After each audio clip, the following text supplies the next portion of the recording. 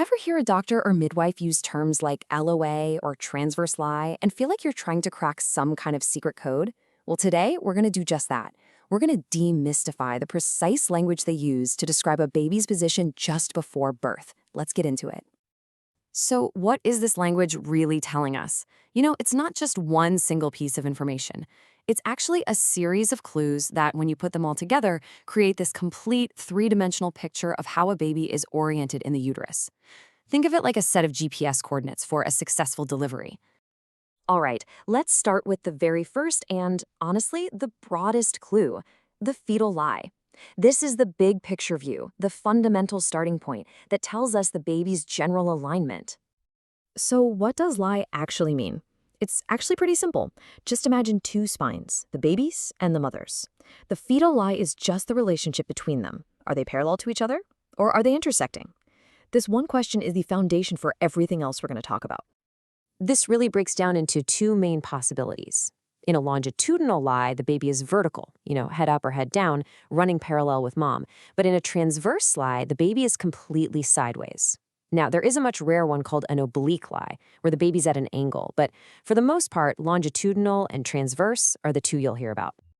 And here's what's pretty amazing, just how common this longitudinal alignment is. By the time of birth, a whopping 99.5% of babies are in a longitudinal lie. This is absolutely the expected and by far the most favorable orientation for a vaginal delivery. Okay, so now that we know most babies are lined up vertically, the next logical question is, which end is pointing down towards the exit? This brings us to our next clue, presentation, where we start to zoom in a little closer. Presentation is all about identifying which part of the baby is leading the charge, the part that's going to present itself at the pelvic opening first. Is it the head? Is it the bottom, the feet? This single piece of information has huge implications for how the delivery will go. The most common by far is cephalic, which is just the technical term for head first. Then you have pedalic, which pretty much everyone knows as breech. That's when the baby's bottom or feet are leading. A shoulder presentation, well, that corresponds to that transverse lie we talked about.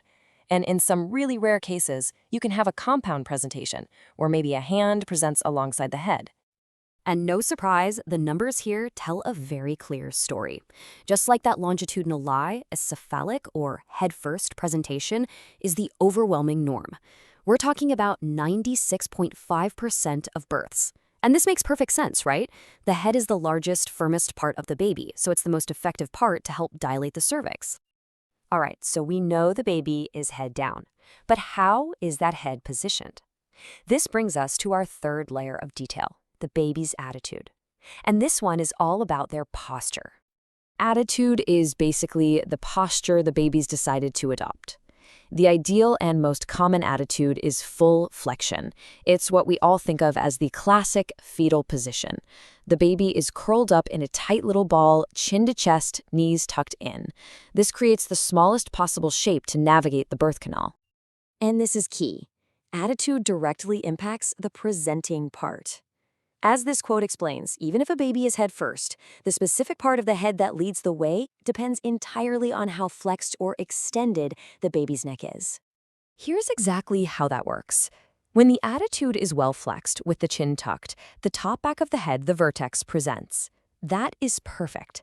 But if the neck is slightly extended, now the brow is presenting, creating a much wider diameter to fit through. And if it's fully extended, the face actually presents, which can really complicate a vaginal birth. So that tiny little tilt of the head makes a huge, huge difference. And finally, we get to the most specific detail of all, position. This tells us exactly how the baby is rotated within the pelvis. This is the final micro detail that really completes the whole picture. So position relates a specific landmark on the baby's presenting part to the mother's body. For a head-first baby, that landmark is usually the occiput, which is just the back of the baby's skull. The question then becomes, is that landmark facing the mother's left side, her right side, her front, or her back? To describe this really precisely, we imagine the mother's pelvis as a clock face, or maybe a compass, divided up into 8 45-degree segments. This gives us those specific coordinates we talked about, like left occipitotransverse, LOT, which literally means the back of the baby's head is pointing directly to the mother's left side. Now, here's a surprising fact. Most babies don't start labor facing forward or backward. The most common position is actually left occipito-transverse, or LOT, at 40%. The baby is essentially looking sideways. During labor, they'll typically make a crucial turn to face the mother's back, which is the optimal position for delivery.